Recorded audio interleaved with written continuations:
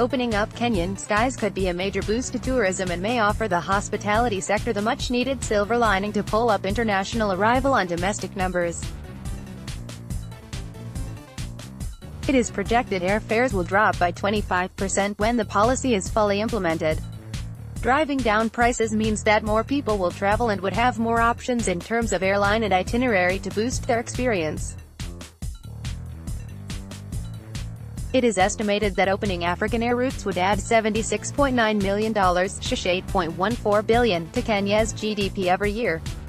This is the first indicator of the ripple effects to related sectors such as hospitality.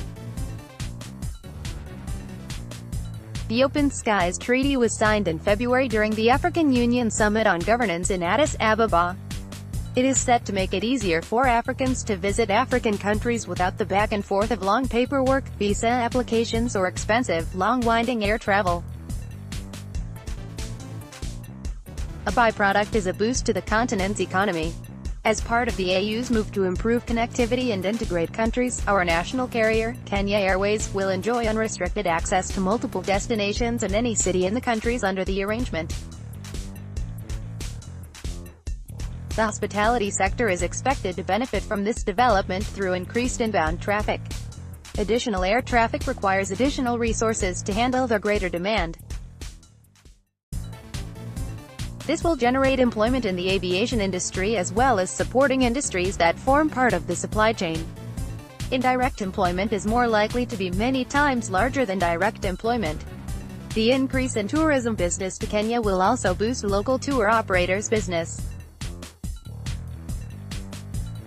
According to the International Air Transport Association, an open-air policy in Africa will inject $1.3 billion ($136 billion) to the continent's gross domestic product every year, creating 150,000 jobs. The recent deal between Kenya and Ethiopia granting Ethiopian Airlines an additional frequency on the Mombasa route gives some hope towards the implementation of the open sky policy.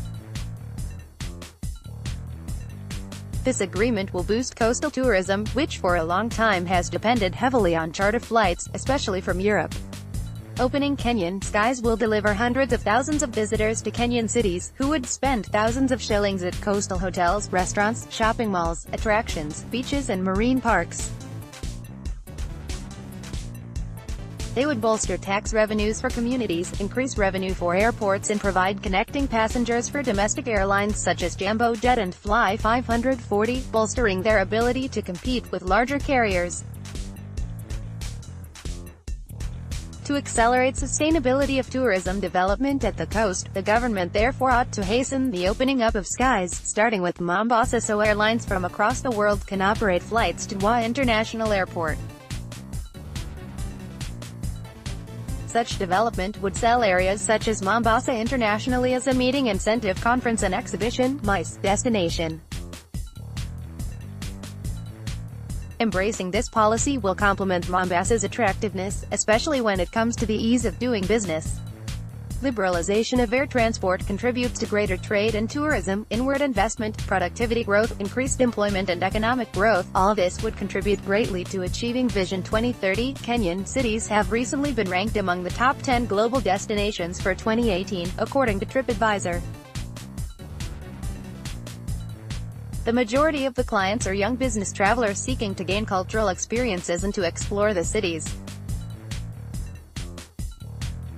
The revolutionary policy can only open more possibilities for the tourism industry. Managing Director and Founder, Pride in Hotels.